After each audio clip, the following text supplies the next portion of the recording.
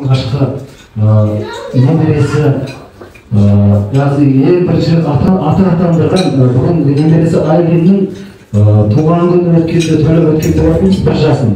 Енді соның жалғасы болып жатыр. Бүгін Құдай қаласа жақсылап тұсауы кесіліп, өмірге жаңа қадамдар басталатын болады. Мен өзімді қысқаша таныстырып өтемін.